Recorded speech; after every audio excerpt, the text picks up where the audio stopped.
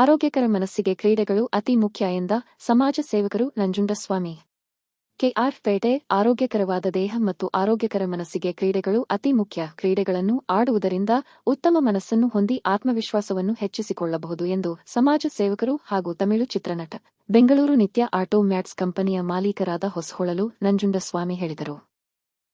ಅವರು ತಾಲೂಕಿನ ಕಸಬಾ ಹೋಬಳಿಯ ನಾರ್ಗೋನಹಳ್ಳಿ ಗ್ರಾಮದಲ್ಲಿ ಕನ್ನಂಬಾಡಮ್ಮ ಶ್ರೀ ಹನುಮ ಕ್ರಿಕೆಟರ್ಸ್ ವತಿಯಿಂದ ನಾರ್ಗೋನಹಳ್ಳಿ ಪ್ರೀಮಿಯರ್ ಲೀಗ್ ವ್ಯವಕಲನ 0-1 ತಾಲೂಕು ಮಟ್ಟದ ಕ್ರಿಕೆಟ್ ಪಂದ್ಯಾವಳಿಗಳನ್ನು ಬ್ಯಾಟ್ ಹಿಡಿದು ಬ್ಯಾಟಿಂಗ್ ಮಾಡುವ ಮೂಲಕ ಉದ್ಘಾಟನೆ ಮಾಡಿದರು.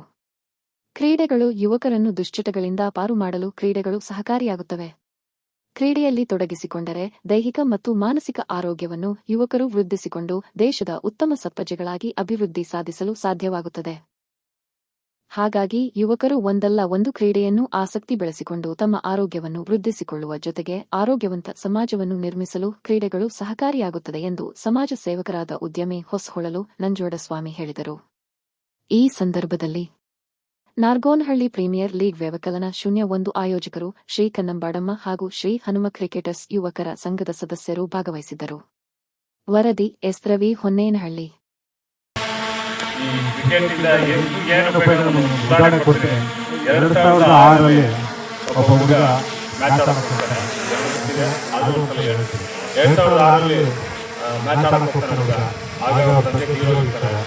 ಆಗ ಜೊತೆಲಿದ್ದವರೆಲ್ಲ ಆಟಗಾರರು ಮತ್ತೊಬ್ಬರೆಲ್ಲ ಹೇಳ್ತಾರೆ, ಹೋಗಿ ಮನೆಗೆ ಹೋಗಿ ಬರೋಲ್ಲ ಅಂತ ಹೇಳ್ತಾರೆ. ಆದರೆ ಆ ವ್ಯಕ್ತಿ ಮನೆಗೆ ಹೋಗಲ್ಲ. ಇದು ನನ್ನ ಜೀವನದಲ್ಲಿ ಅತ್ಯುತ್ತಮವಾದ ಒಂದು ಅವಕಾಶ ಸಿಕ್ಕಿದೆ, ಅದನ್ನು ಕಳ್ಕೊಳ್ಳಲ್ಲ.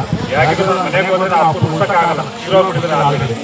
ಅದಕ್ಕೆ ನಾನು ಆಟ ಮುಗಿಸ್ಕೊಂಡು ಹೋಗ್ತೀನಿ ಅಂತ ಹೇಳ್ಬಿಟ್ಟು ಆಟ ಮುಗಿಸ್ಕೊಂಡು ಮನೆಗೆ ಹೋಗ್ತಾರೆ. ಆಟದಲ್ಲಿ ವಿನ್ ಆಗ್ತಾರೆ. ಅವಾಗ ಹೋಗಿ ಅವರು ಆಟ ಮುಗಿಸ್ಕೊಂಡು ಹೋಗಿ ಮನೆಗೆ ಹೋಗ್ತಾರೆ.